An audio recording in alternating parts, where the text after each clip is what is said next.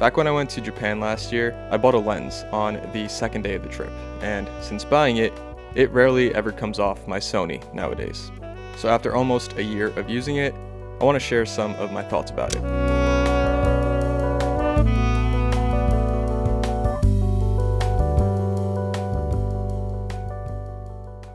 Alright, hello, welcome. So this is the Sony 24-50mm F2.8 G lens. Just a bit of backstory or context. I was planning on buying the lens before my trip to Japan last year because I wanted to have the lens for the duration of the trip, not knowing if I would actually be able to find, the 24-50 in a camera store in Tokyo. But I kind of figured that I could, if I waited until I got to Tokyo or Japan in general to buy this lens, that I would be able to save some money because Japan's used market is usually very good, and I knew that the yen was, obviously going through some hardships, so I'd be able to save money in that regard. So, basically on like the second day after getting to Tokyo, went to the store and was able to find this one, and it was used, but the only thing that was like used about it was that there was like this little white mark on the lens cap, which I don't even use, so it doesn't matter. But I ended up buying it for $870 US, which is crazy because it retails for about, if I'm not mistaken, like $1,200 plus tax here in the US. So yeah, I was able to get this for a really good price, and this thing was basically brand new besides that lens cap thing. I don't think I got a box. I can't remember if I got a box with it, or maybe I did and I just told him to keep it because I didn't want to lug it around. But anyways, that is the story of how I bought this, but why I bought it is probably even more important. So before buying this, when it came to photography, I was switching between a few different prime focal lengths, including a 35, a 50, and an 85. But when it came to filming video, it wasn't convenient to me to shoot video on those lenses, considering usually I would only bring one out with me, and also the fact that I didn't have ND filters for every single one of those thread sizes, considering they were all different. When it came to, wanting to film video, which is basically every time I go out, I would bring my Tamron 28-75 F2.8 zoom lens, and that was my main video lens for a couple of years, and it was great. It was reliable. It was a really good bang for your buck lens, but I just didn't like taking photos with it. But for the most part, I really only used that lens when it came to traveling, as well as when I knew I was going to be really focusing on video that day. And, for the last 2 years, because obviously for YouTube, I film a lot, and that kind of got me thinking that I wanted a lens that I'd be a little bit more comfortable taking photos with, that I actually, enjoy taking photos with, but could also be useful for video. And that kind of all led me to, deciding that I was going to get the 24-50. So I bought this lens with kind of the intention of using it mainly for photography, because a lot of my favorite photos live between 35 and 50. I prefer smaller lenses when it comes to strictly doing photography. And also this is a lens that I could still use when it came to, shooting video. And it kind of checked all those boxes. There aren't a ton of lenses like this in regards to the focal range, as well as the reverse zoom design, which is pretty interesting. So this lens is most compact at 50, and then when you want to go out to 24, it extends out. And the extension between my two favorite focal lengths of 50 and 35 is pretty minimal. So for all those reasons, this basically lives on my A7 IV. Now, although I lost a good chunk of range when I decided to get this and ultimately sell the 28-75, which in hindsight was a mistake, but we'll get to that in a bit, I have loved using this lens. It was my main lens when I went to France and Switzerland last summer, as well as when I did my road trip throughout Wyoming and Idaho and Utah with Austin. I brought it with me to London. And just overall, on my days out shooting in New York, this is typically the only lens that I bring out with me.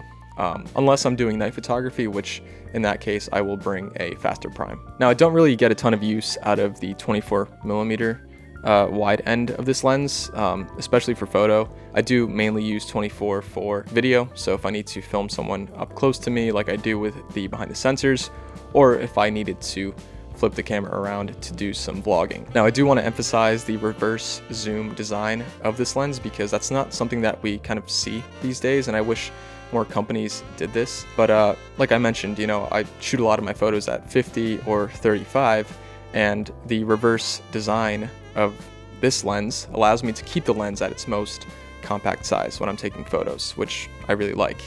And I can confidently say that if this lens was the standard zoom direction where it was, most compact at 24 and then zoomed out to 50, I probably wouldn't have been as interested in getting this lens, and I probably would have just held on to my Tamron, because in that case, the lenses would have been a very similar size. And like I said, I don't really use the wider end of this, especially for photo. So yeah, that reverse zoom design was something that was really intriguing, and I just, I wish more lens companies made zoom lenses like this. I haven't heard a lot of people talk about this lens too much, and that kind of makes sense because in my opinion, I think this lens is kind of suitable, or, was made for two different types of people. The first person is someone who wants a compact 50mm prime with the option of being able to zoom out a little bit.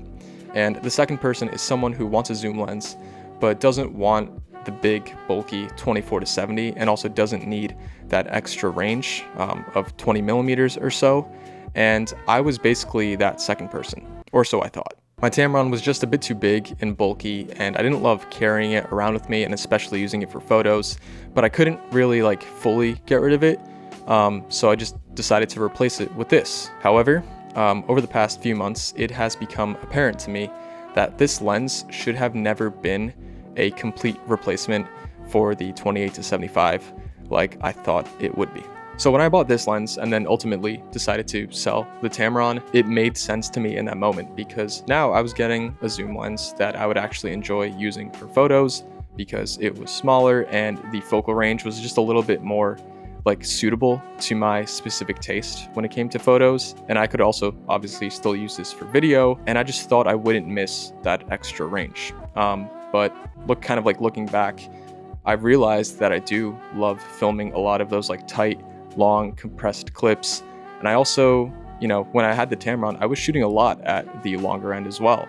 I just looked through my archive, and a lot of my photos were at 75 or even just cropped in a little bit. And I kind of missed that with this lens. And even though this is really good, it just doesn't have that versatility. It doesn't give me all those options, which obviously doesn't take a genius to figure that out from the jump.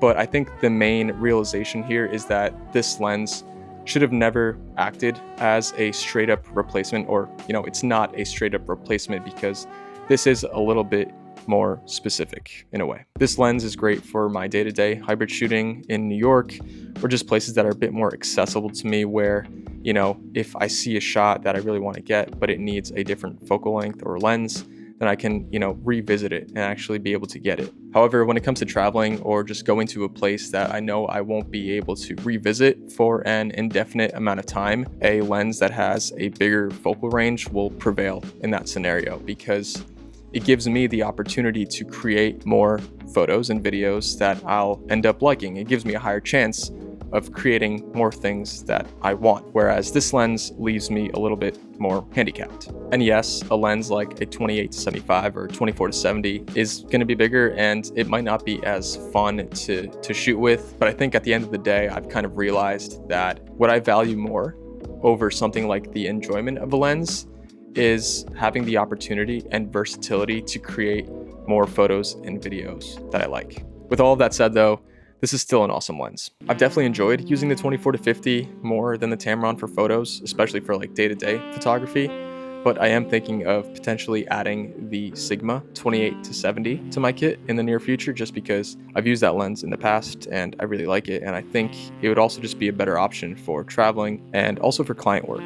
So yeah, if I do end up getting that 28-70, I won't really use it in my day-to-day, and instead I'd rather just kind of shoot with this or some other smaller primes. But yeah, buying this and then selling the Tamron made me kind of realize that, or taught me that this was never a great straight up replacement for it, but it does work well, in addition to a lens like that. And I use one camera for both photo and video, so I need a lens that is going to be convenient for both of those mediums. If you are thinking about buying the 24-50, I definitely recommend it. But if you're seeking a pure replacement from a 24-70 or a 28-70 or whatever, just ask yourself if you could genuinely go without the extra, 20 or so millimeters of range. And if you can, this is a great compact zoom lens for the Sony system. I'd love to see more companies make lenses that have a bit more of a unique focal range and also the reverse zoom design, because I feel like we don't see that too often. I hope some of that made sense. I'm not sure if it did because my brain is super cluttered with varying opinions and information, but if this could help one person at least who was hoping to buy this lens, then that's all that matters. But yeah, that's the end of this one. Thanks for watching, and I will see you in the next one.